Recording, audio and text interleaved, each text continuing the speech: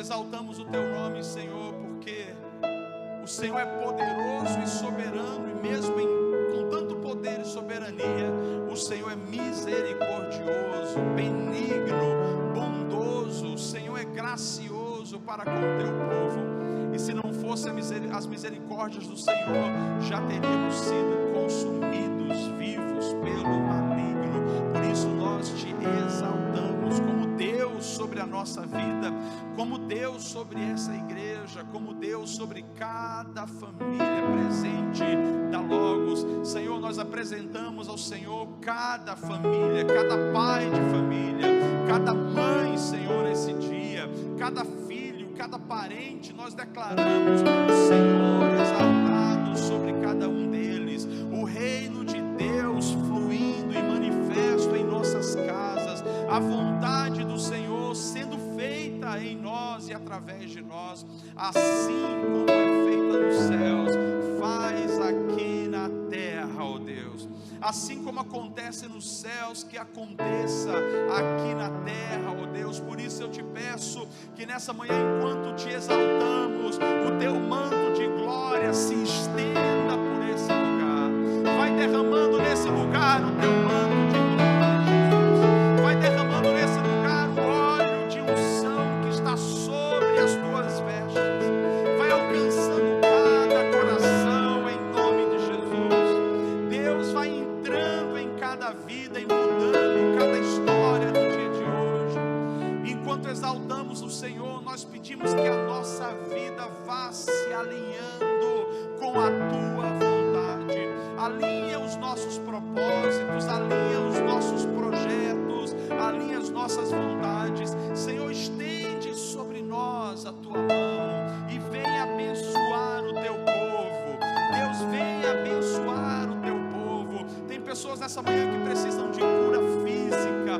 O Senhor é exaltado aqui. Enquanto o Senhor é exaltado, a doença se curva diante do Senhor. Não importa se a sua doença seja uma doença terminal, uma doença autoimune, uma doença que você precisa de remédios contínuos, o Senhor se exalta sobre você nessa manhã, e a enfermidade se prostra sobre o Rei da Glória. E eu te digo, no nome de Jesus, ser curado no teu corpo físico, ser curado no teu cérebro, ser curado no teu coração, ser curado agora no teu organismo, ser curado no teu ventre, ser curado no teu rins, no teu estômago, no teu esôfago, na tua pele, nas tuas unhas, no teu cabelo, ser curado na tua boca, ser curado nos teus ouvidos, ser curado nos teus pulmões, ser curado no seu esôfago. Seja curado em nome de Jesus.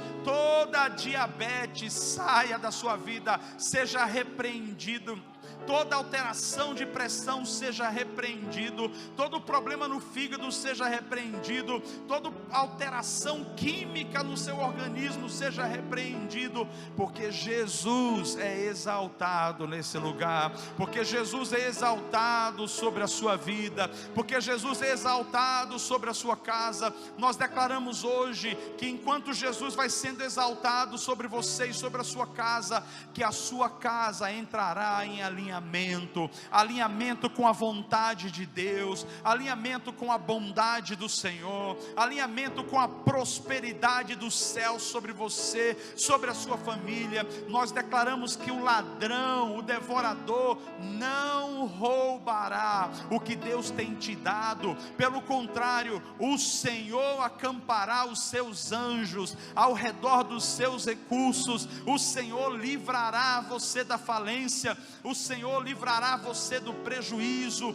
o Senhor livrará você do roubo repentino, o Senhor livrará você daquele que vem com má intenção de puxar o tapete, de enganar, de subtrair. Nós declaramos sobre você, sobre a sua casa, sobre a sua família, o Senhor se exalta, e enquanto Ele é exaltado, há provisão sobrenatural e abundante. E eu sinto de declarar Portas que precisam ser abertas estão sendo destravadas agora em nome de Jesus. Exalta-te, ó Deus, sobre o teu povo. Nós declaramos portas abertas de oportunidades maiores ainda. Escute, você é filho do Rei dos Reis, e quando nós o exaltamos, nós estamos dizendo para Ele: governe sobre nós. Deixe com que Ele governe sobre você.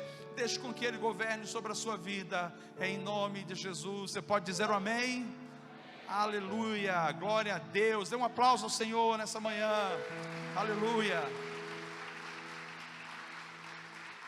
Glória, glória ao nome de Jesus. Queridos, e nós temos aqui o privilégio hoje, eu e minha esposa, de poder estar de volta depois dessas 2 semanas fora, para trazer uma palavra de edificação para a sua vida. E nessa palavra de edificação eu quero mesclar com algumas das coisas que nós vivemos, experimentamos nessa nossa missão bem específica que nós tivemos, onde a gente fez essa viagem. Talvez alguns de vocês não conheçam bem a nossa história.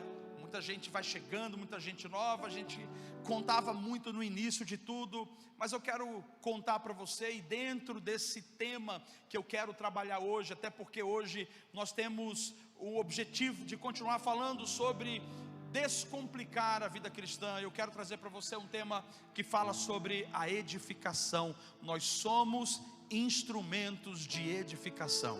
Escute, nós somos instrumentos de edificação. O reino de Deus, ele avança através da edificação. Edificar é levantar, edificar é honrar uns aos outros, edificar é amar as pessoas, é valorizar as pessoas. Edificar é a cultura do reino. Eu e minha esposa, nós fomos edificados há muitos anos atrás por um casal. O nome desse casal é Joe e Ann Pranger. Quero fazer referência que nós saímos daqui sabendo que algo no nosso espírito não estava bem com essa mulher, Ann Pranger, lá na cidade de Auburn, em Indiana, nos Estados Unidos. Nós não sabíamos o estado dela. Por algum motivo ela não estava conseguindo mais responder as minhas mensagens, que respondia continuamente, às vezes até semanalmente ela estava em contato. E eu falei para a Anne: algo não está bem, e eu sinto que o Senhor está prestes a levá-la para a eternidade. E nós não tínhamos recursos para ir para os Estados Unidos para visitá-la, e eu falei: Senhor, eu não gostaria que acontecesse como aconteceu com o Joe Pranger, que é o marido dela, que se foi e a gente não pôde estar. Eu já quero explicar a importância de nós termos ido lá. E enquanto orávamos, surgiu uma reunião de um projeto nos Estados Unidos, e eu precisava estar lá. Então o projeto bancou a nossa ida até lá. E eu entendi, já que está bancando até lá, fica mais próximo agora para a gente chegar onde a gente precisa chegar. Nós pegamos um carro do Texas até esse lugar, deu 18 horas dirigindo. Então a gente teve bastante tempo para conversar e orar. Tem uns que dizem: vocês são doidos, vai de avião. Rapaz, estava dando 12 mil reais de avião. Se a gente fosse de volta, a cidade era longe, e nós ganhamos o aluguel do carro. Eu digo: para que eu vou pegar avião? Estou com minha esposa aqui do lado. Enfim, foi muito maravilhosa a viagem. Porém, o objetivo principal era chegar naquela cidade e encontrar essa mulher. Eu vou voltar para falar sobre essa mulher daqui a pouco e sobre esse homem, mas eu quero explicar como nós nos conectamos com eles. Foi no ano de 1997, talvez alguns aqui nem existiam ainda, né? Nós não somos tão velhos, mas alguns aqui são novos demais. Mas enfim, 1997, eu estava dentro da base missionária no Amazonas, na beira do Rio Negro, e tinha um telefone orelhão lá, e de repente alguém ligou e me chamaram no meu quarto. Era 6h30 mais ou menos da manhã. Paulo, levanta que estão ligando para você. E eu saí desesperado, peguei o telefone. Quem é? Era um pastor, nome Everaldo. E o pastor fala para mim algumas coisas. A surpresa é que o que ele estava falando comigo, eu tinha acabado de sonhar. Então eis o sonho. No sonho, esse pastor me ligava e dizia: Paulo, eu gostaria que você viesse na minha igreja, que era um outro bairro, e que você pudesse me ajudar traduzindo para uma equipe, porque eu não vou estar à disposição. E eu falei: eu vou aí. No sonho, eu chegava na igreja dele, e uma van parava na porta da igreja, abriam-se as portas da van, e descia um homem. E esse homem olhava para mim, abria os braços, chorava e dizia: você é o meu filho espiritual. E o sonho acabava. E eu agora estou acordado, acabo de sonhar, o homem me ligando e ele dizendo: Paulo, você pode vir aqui na minha igreja? Eu falei: quem está falando? Aqui é o pastor Everaldo. Eu falei: pastor, o senhor está falando agora pela primeira vez, que eu acho que eu sonhei com isso. Ele falou: eu não sei, vem aqui que precisa da tua ajuda. E eu fui para aquele bairro, e eu cheguei, fiquei na frente da igreja, a igreja estava fechada, e de repente, enquanto eu esperava para uma van, a mesma cor da van que eu vi no sonho, alguns minutos antes, abre-se a porta, desce uma mulher, e fica no canto, e aí vem um homem, o homem que eu vi no meu sonho à noite. Quando ele me vê, ele trava, ele olha para mim, e ele começa a chorar, e abre os braços, e ele diz: eu vi você ontem à noite nos meus sonhos, e Deus disse para mim que você é o meu filho na fé. E aí naquele momento ele me abraçou e ele disse: a partir de hoje nós temos uma aliança e um vínculo. Eu era apenas um adolescente que precisava, pode ficar à vontade, tá? Ou pode aumentar um pouquinho mais se quiser. Eu era apenas um adolescente que precisava ser direcionado, ser paternado, receber orientações, crescer. E de fato, naquela experiência, o Joe Pranger assumiu totalmente esse papel. Esse homem não apenas assumiu dizer: eu sou seu pai espiritual e pronto. Mesmo que morássemos longe, nós tivemos vários encontros presencial, onde ele vinha dos Estados Unidos para estar conosco, para ministrar o nosso coração. Tive o privilégio de ter em 2021 o Joe no nosso casamento, juntamente com a sua esposa e juntamente com o casal. 2001, é porque 2021 a gente está sempre renovando. A gente renovou espiritualmente 2021. Em 2001, o Joe esteve com a gente, juntamente com a sua esposa e mais um casal de filhos. E nós tivemos um tempo tremendo com eles. Dali as coisas foram avançando, e eu posso dizer para você, nós recebíamos instruções, nós recebíamos admoestação, nós recebíamos correção, nós recebíamos disciplina, éramos ensinados na palavra. E eu quero declarar que o que nós carregamos hoje, ministerialmente, toda a base veio do Joe e da Annie Pranger, que foi um casal que de fato se tornou uma coluna nas nossas vidas. Foi a partir deles que o Senhor foi abrindo portas e direcionando caminhos. E eu precisava voltar para esse casal. Eu estou tentando resumir, mas o impacto na nossa vida pessoal foi muito grande. E eu precisava voltar para falar para esse casal sobre o quanto nós fomos abençoados, e que os frutos da nossa vida se tornavam então resultado da vida deles. Isso chama-se honra. E o reino de Deus é sobre honra. Você nunca vai ver Jesus se mover fora de honra. E honra é reconhecer. A questão toda é que eu não pude falar diretamente para o Joe. Tive uma chamada com ele, e ele faleceu durante a pandemia por conta de um problema cardíaco.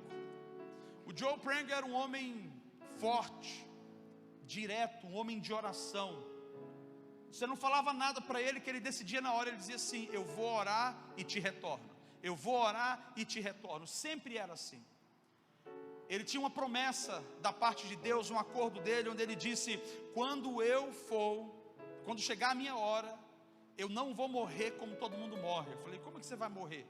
Ele disse: eu vou estar em casa, vou chamar todos os meus filhos vão estar ao meu redor, e eu vou abençoar um a um. Depois eu vou para o quarto, eu vou dormir e vou acordar nas mansões celestiais. O Joe se foi. e nós não tivemos oportunidade de falar com ele. E aquilo foi uma dor muito grande no meu coração. Quando nós pudemos ir lá o ano passado, para encontrar a Anne Pranger, que estava muito bem, no sentido físico, não estava enferma. Um dos filhos mais velhos vieram nos encontrar no aeroporto, e eu dei um abraço. A primeira coisa que eu perguntei foi, como o Joe partiu? E ele falou para mim assim, do jeito que ele falou para você. Eu falei, mas eu quero que você me explique, eu quero saber como. Ele falou, ele estava fraco, o coração dele já estava fraco. Ele estava no sofá, e ele mandou uma mensagem para todos os filhos.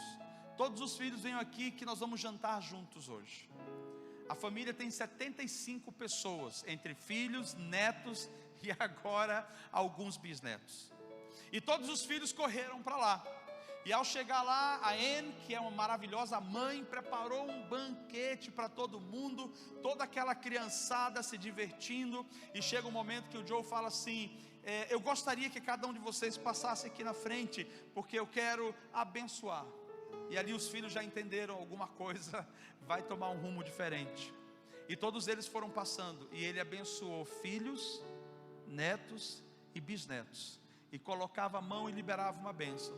Ao final ele comeu alguma coisa, e ele disse, eu estou cansado, eu quero ir para o quarto.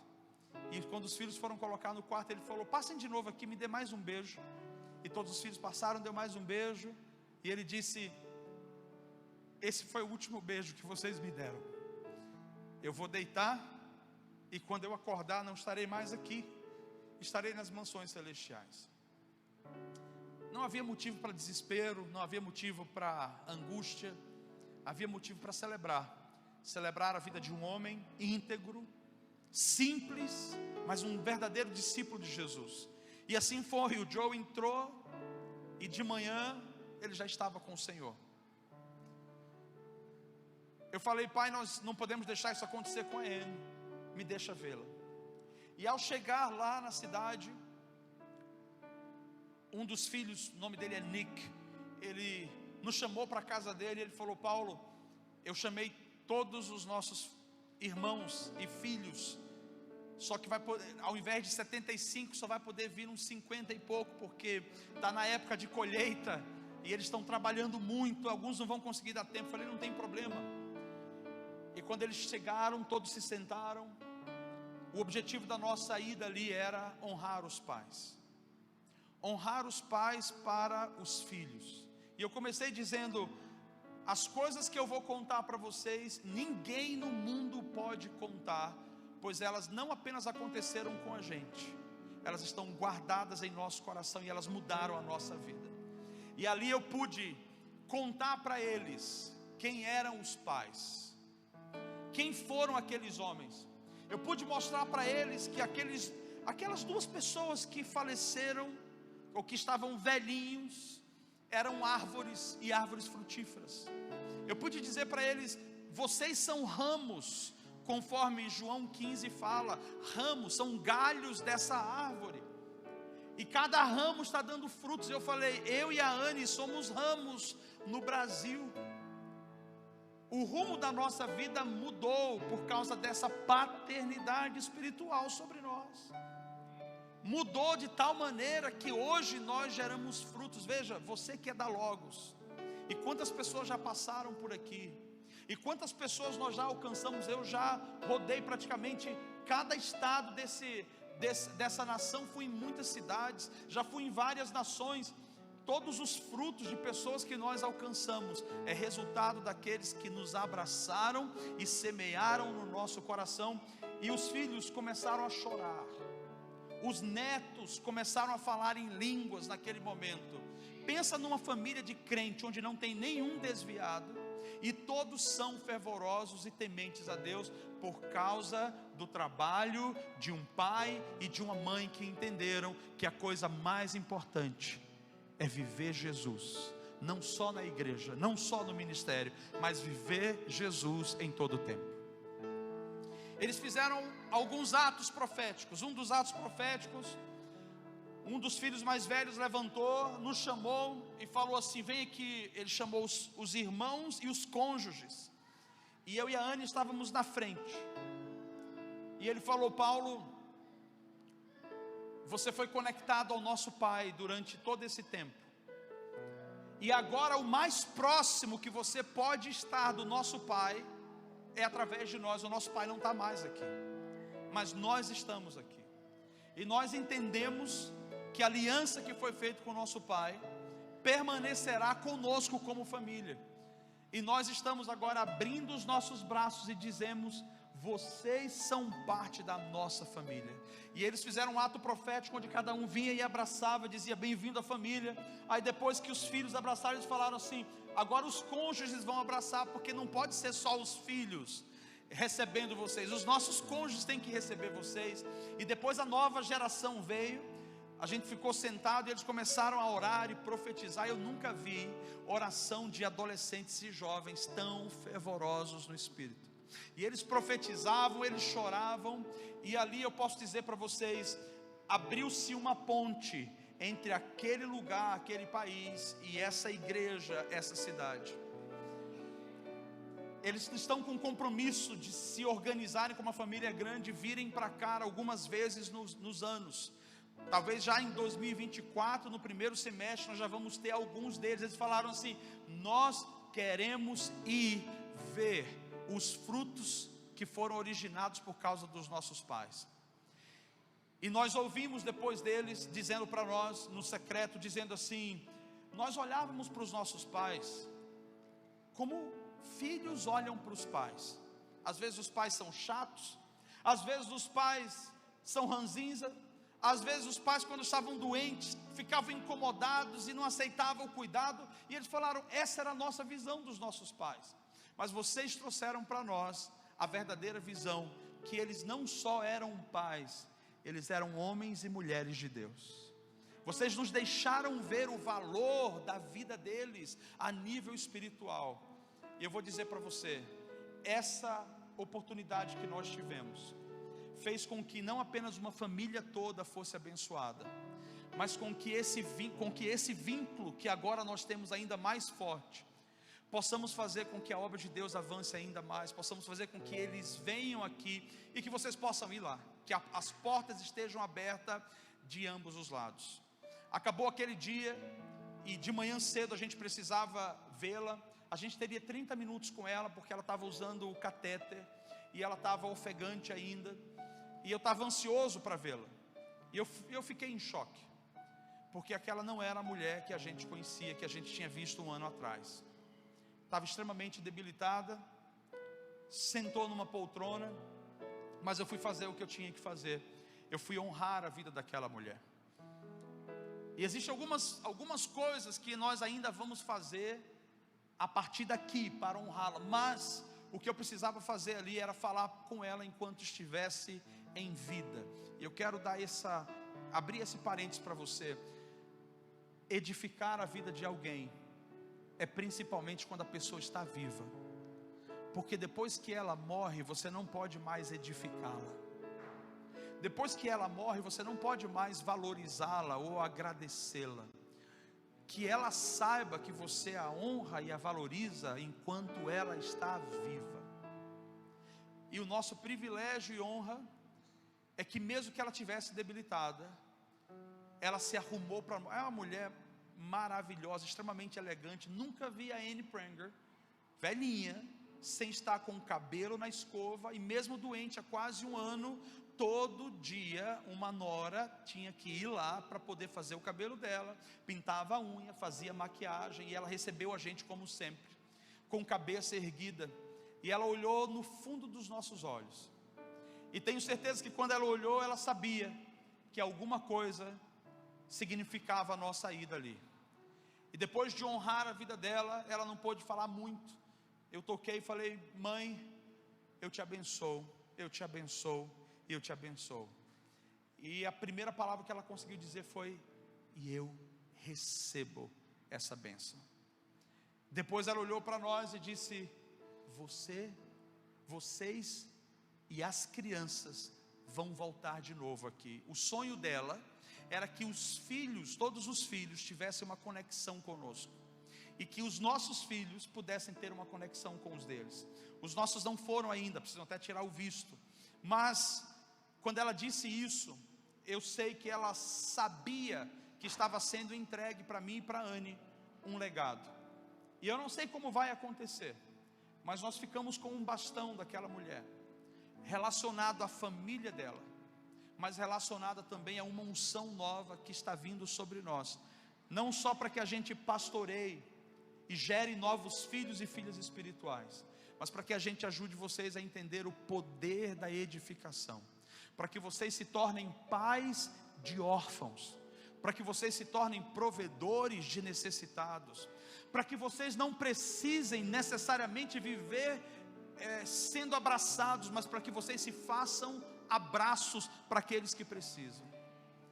Aquela manhã eu olhei para ela e eu não tive coragem de dizer o que eu precisava dizer. Eu fiquei receoso. Eu fui lá para dizer: mãe, a sua jornada acabou, e a senhora fez tudo o que deveria fazer. Deus está orgulhoso da senhora e nós estamos orgulhosos. Mas eu temi pelo estado dela, de aquilo gerar um desconforto. Então eu só falei para ela, olhando nos olhos, e disse: mãe, a minha missão nos Estados Unidos foi completa. E ela abriu os olhos, olhou, e eu sei que eu conheço a mulher profética que ela era. Ela simplesmente concordou, e eu sei que ali ficou no coração dela que aquele encontro era o último. Nós não sabíamos quando iria acontecer. Saímos da casa, chegamos aqui no Brasil. 7 dias depois, a Anne Pranger partiu para estar com o Senhor. Até então a gente estava orando, sabendo que ela ia, mas quando eu recebi a mensagem de uma das filhas dizendo: é 8 horas da noite, quarta-feira, mamãe acabou de partir para estar com o Senhor. Os filhos estavam cansados, ela estava cansada, era muita luta. Mas a primeira coisa que veio, que pesou no meu coração foi: eu nunca mais vou ter aquela presença tão maravilhosa de alguém que durante mais de 25 anos, 27 anos, semanalmente, não apenas orava, mas nos nutria espiritualmente, ministrava espiritualmente. Eu falei: eu não vou ter mais, eu não vou receber mais aquelas mensagens proféticas que do nada ela mandava: Deus está dizendo isso, ou corrigindo, ou projetando. Eu não vou ter mais isso. Eu tenho no WhatsApp aqui, a nossa maior comunicação também era por telefone, mas o WhatsApp e e-mail, algumas mensagens, mas eu não vou receber mais isso. Enquanto eu comecei a pensar sobre isso, o Senhor falou: não vai receber mais, mas alguém precisa receber de você. E esse é o ciclo da vida. As pessoas vão passar, e nós vamos precisar nos levantar e ser para outros o benefício que alguém lá atrás gerou para nós. Esse é o poder da edificação. Tudo vai passar um dia. Vão passar os seus filhos, vai passar você, vai passar os seus cônjuges, vai passar os seus recursos, os relacionamentos mudam, mas nós precisamos ter a consciência tranquila de que fizemos tudo o que deveríamos fazer e que honramos como deveríamos honrar, para não ficarmos com remorso, com o sentimento de que faltou alguma coisa. Anne Pranger se foi e nós estamos extremamente felizes. Valeu a pena dirigir no total 36 horas, eu acho que foi isso, 36 horas de trânsito. Valeu a pena fazer uma visita tão rápida, um bate e volta, passar uma noite ali para falar com ela de manhã. Valeu a pena, porque nós sabemos que honramos a vida dela. A minha observação para você hoje é: quem Deus quer que você edifique? Quem são as pessoas que você pode e deve fazer isso enquanto elas ainda estão vivas? E eu deixo apenas em matéria de reflexão um breve texto que é bem curto, são 5 versículos. Filipenses capítulo 2, do versículo 25 a 30. Eu vou pedir para o pessoal colocar aí para a gente ler. Eu posso ler também aqui na minha versão, ótimo. O apóstolo Paulo, numa situação tão delicada e tão difícil, e é bom até que você entenda, aqui nós temos Paulo na sua humanidade, dentro de uma prisão. Aquele tempo, os prisioneiros romanos, no caso, quando eles eram presos pelo poder romano dentro da casa ou da prisão que eles ficavam, Roma não mantinha, eles tinham que ser mantidos por alguém. Então Paulo estava numa condição vulnerável, era um homem que precisava de ajuda, era um homem que precisava de socorro, era um homem que precisava de amparo. A pergunta é: quem ampara aquele que sempre amparou? Quem são os que ajudam aqueles que sempre foram ajudadores? Quem são os que ajudam aqueles que no momento de dificuldade ajudou tanto você? Paulo agora precisava de ajuda, estava preso, não tinha como sair, vulnerável, emocionalmente abatido, era muita pressão. E aí ele começa, o capítulo 2 é lindo, porque se você entende o capítulo 2 pela perspectiva desses versículos que nós vamos ler agora, você vai entender que Paulo estava expressando o momento emocional, e ele estava fazendo uma conexão com Cristo. Cristo é essa pessoa que se entrega, Cristo é essa pessoa humilde que vem até nós, Cristo é essa pessoa que nos serve, Cristo resolveu sofrer para que outros pudessem viver. Então vamos ler o versículo 25 ao versículo 30, que diz: contudo, penso que será necessário enviar de volta a vocês Epafrodito, meu irmão, cooperador e companheiro de lutas, mensageiro que vocês enviaram para atender as minhas necessidades. Pode abrir. Pois ele tem saudade de todos vocês e está angustiado porque ficaram sabendo que ele esteve doente. De fato ficou doente e quase morreu. Mas Deus teve misericórdia dele, e não somente dele, mas também de mim, para que eu não tivesse tristeza sobre tristeza. Por isso, logo o enviarei, para que quando o virem novamente, fiquem alegres e eu tenha menos tristeza.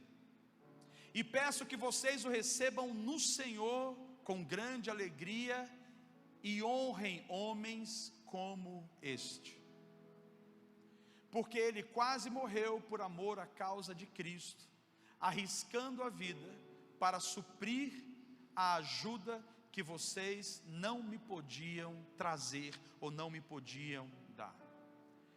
Epafrodito é de fato um exemplo nessa manhã de uma pessoa edificadora, de alguém que edifica outros, de alguém que se coloca na condição de dizer: eu quero ser um abençoador. Escute, um abençoador é aquele que já está cheio de bênção, um abençoador é aquele que já transborda de motivos de gratidão e de alegria. Aqui nós temos um jovem chamado Epafrodito. E Epafrodito, ele foi tido por Paulo como alguém extremamente importante em sua carreira. Importante salientar que o nome Epafrodito significa amável. Ele era simpático no sentido do seu nome, mas ele era também uma pessoa encantadora. Então nota-se que os edificadores, os homens e mulheres que são abençoadores, eles têm uma característica: eles cativam pessoas. Naturalmente eles são amáveis de verdade, não porque eles querem alguma coisa em troca, mas porque eles entendem que eles têm algo a abençoar alguém, eles têm algo com que eles possam mudar a vida de alguém. E aí me traz a memória onde Joe e Annie Pranger foram epafroditos para mim e para Annie, onde Joe e Annie Pranger foram amáveis, foram cativantes, foram de fato pessoas que edificaram a nossa vida. Mas Paulo, o apóstolo, ele no momento de fragilidade dele, ele nos traz aqui algumas observações sobre esse homem, esse Epafrodito. E esse Epafrodito é revelado nesses 5 versículos algumas características. A primeira característica que Paulo fala, Paulo o chama de irmão no versículo 25, dizendo: meu irmão. Escute, para você que conhece a história bíblica nos evangelhos de Paulo, Paulo não iria chamar qualquer pessoa de irmão, até porque a maioria ele chamava de filho, meu filho na fé.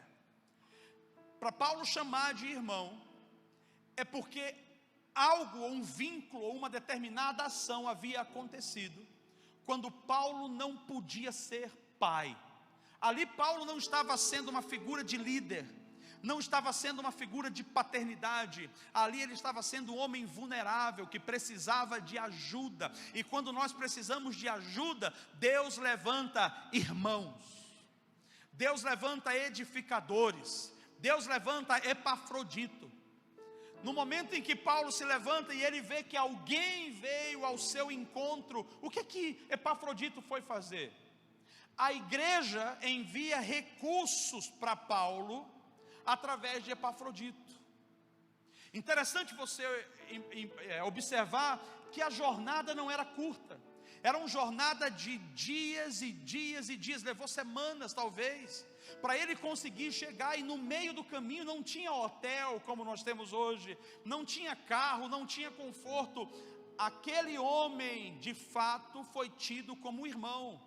Quem é irmão para você? Quando você pensa sobre o irmão, o que vem na sua mente? Provérbios diz que há amigos mais chegados do que irmão. Está dizendo, tem super irmãos. Isso é, pessoas que não medem esforços para poder ajudar você. Pessoas que fazem qualquer coisa para chegar até você e ajudar você na sua necessidade, para abraçar quando você precisa de abraço, para amparar quando você precisa de amparo. Epafrodito era ou se tornou de fato um irmão da vida, que não é o irmão biológico. Ele não nasce da noite para o dia, ele nasce quando a gente começa a batalhar juntos. O irmão que a gente vai gerando ao longo da vida, ele nasce no momento que você está em dificuldade. E pare para pensar comigo, quando você tem dinheiro, você tem muita gente do seu lado, e todo mundo diz que é o seu amigo, e todo mundo está com você porque você tem o que oferecer. Mas coloque na balança os seus momentos de crise, os seus momentos em que você surtou, o seu momento em que você estava doente, o seu momento em que você estava como numa prisão, você não conseguia sair, estava deprimido. Quem ficou com você? Quem permaneceu com você? Quem ajudou você? Essa pessoa é seu irmão. Essa pessoa é irmão, porque permaneceu e prevaleceu para ajudar você, para ser um suporte. Então Paulo reconhece que um edificador, na característica de Epafrodito, ele é aquele que se esforça nas lutas em que nós passamos, para lutar junto, para estar junto, para dar um amparo. É ou não é bom quando a gente está passando um momento de apuro, de dificuldade, e alguém estende a mão e fala assim: eu não posso fazer muito, mas eu posso dizer para você, eu estou aqui com você. Quantos já tiveram alguém que disse, eu estou aqui com você? É ou não é importante isso? E eu quero deixar claro para você, valorize o seu cônjuge, seu marido, sua esposa, valorize os seus filhos, valorize os seus pais, porque essas pessoas talvez sejam as únicas pessoas que não vão abandonar você quando você estiver em dificuldade. E valorize-as enquanto elas estão vivas. Não espere para falar uma palavra bonita no túmulo, valorize hoje, honre hoje, faça o que você pode fazer hoje, até porque o amanhã a gente não sabe como vai ser. A garantia que nós temos é o agora, é o hoje. O amanhã nós não temos nenhuma garantia. Primeira característica então é que ele foi um irmão. A segunda característica, Paulo fala que ele foi um cooperador incansável. Cooperador incansável, como assim? Porque esse menino, esse homem, saiu da sua cidade, ele não poupou o esforço. Ele era dedicado na sua igreja local, e a igreja falou, se tem alguém que pode ajudar Paulo, é Epafrodito. Esse rapaz compreendia o significado de servir, porque ele já servia na sua comunidade local, e agora alguém precisava da sua ajuda. Paulo também descreve nos primeiros capítulos, nos primeiros versículos do capítulo 2, no versículo 3 e 4, ele vai dizer: nada façais por contenda ou por vanglória, mas por humildade, cada um considere os outros superiores a si mesmo, não atente cada um para o que é propriamente seu, mas cada qual tenha para o que é também dos outros. E Epafrodito viveu dessa maneira. Alguém que foi um cooperador incansável, trabalhava na obra, servia na obra, e quando apareceu uma oportunidade, ainda que lhe custasse a vida, ele se levantou e foi. Ele se levantou e avançou. A terceira característica que Paulo fala sobre ele é que ele foi ou era companheiro de lutas. Porque eu não sei se você sabe, a obra de Deus, ela tem um opositor, e o opositor da obra é o diabo. Todas as vezes que a gente tenta avançar a obra, o diabo se opõe. Mas a Bíblia diz que maior é o que está com a igreja do que o que está no mundo. Toda hora que a igreja tenta fazer uma ação de transformação e de salvação, o diabo se levanta. Mas a Bíblia diz que as portas do inferno não prevalecerão contra a igreja do Senhor. Por isso, Epafrodito entra na vida de Paulo como um companheiro de lutas. E eu não sei o quanto Epafrodito ouviu das dores, talvez dos anseios do coração de Paulo. Paulo não podia sair dali para fazer a obra. Epafrodito estava com ele na prisão e estava ajudando o trabalho dele a prosseguir. Então quero que você note que nós, na nossa caminhada, não só vamos precisar de pessoas que nos ajudem na nossa luta, na jornada que nós temos, mas nós vamos precisar ser companheiros de luta na vida de pessoas, no ministério de pessoas. É tão fácil a gente se ocupar, e a nossa agenda é cheia, e quando a gente termina de olhar a nossa agenda, é tudo sobre nós. A gente vem para o culto, nós precisamos de uma palavra, nós precisamos de um abraço. A gente vai para casa, nós precisamos de uma mensagem, é tudo sobre nós. Se o marido não faz o que a mulher quer, meu Deus do céu, ela fica triste. Se ela não faz o que ele quer, ele fica triste. É tudo sobre nós. Companheiros de luta tiram os olhos de si e diz: eu vou comprar a luta com você, eu vou estar junto com você, eu vou guerrear junto com você. Olha, quando nós vamos ficando maduros, quando nós somos essas pessoas edificadoras, nós entendemos o seguinte: o Senhor me supre para que eu seja um supridor. Não seja alguém que vai estar apenas na prisão, não seja alguém que vai dizer: hoje eu preciso. É isso que eu quero dizer. Seja alguém que se levanta e ajuda a outros. E por fim, Paulo fala que ele era mensageiro e auxiliar. Versículo 30, ele traz aqui, para mim é um versículo forte também. Ele diz, abre aí para mim o 30, porque ele quase morreu por amor à causa de Cristo, arriscando a vida para suprir a ajuda que vocês não me podiam dar. Paulo precisava da ajuda da igreja, era longe, ninguém podia deixar a sua casa, a sua família naquele momento, e esse homem disse: deixa comigo que eu vou. Ele não só foi um mensageiro, mas ele foi um mensageiro com uma missão específica, por isso ele foi um auxiliador. Volta ao versículo 29, vou dizer o que é que Paulo falou sobre dele. E peço que vocês o recebam no Senhor, isso é, recebam com honra, com grande alegria, honrem homens como este. Eu creio que esse seja o significado e o objetivo do Evangelho, que sejamos edificadores, e que possamos de fato honrar os Epafroditos, homens e mulheres que se doam. Nem todo mundo vai ter a mesma característica de Epafrodito, você vai ser diferente na sua personalidade, na sua identidade, mas você pode fazer algo por alguém. Há alguém hoje que pode estar numa situação de prisão, precisando de ajuda.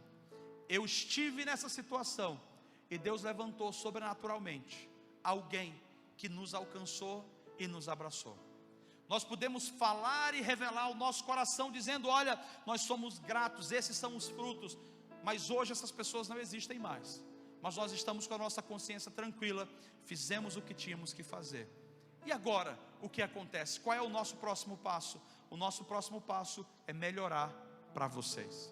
O nosso próximo passo é ser mais maduros para vocês, é ter mais temor e ser mais responsáveis para vocês. Talvez nós não vamos mais receber as mensagens e as orientações que recebemos até agora, mas eu digo para vocês, vocês vão poder lá na frente dizer: eu recebi do meu pastor, da minha pastora, eu pude crescer, eu pude ser uma bênção, e esse é o nosso papel.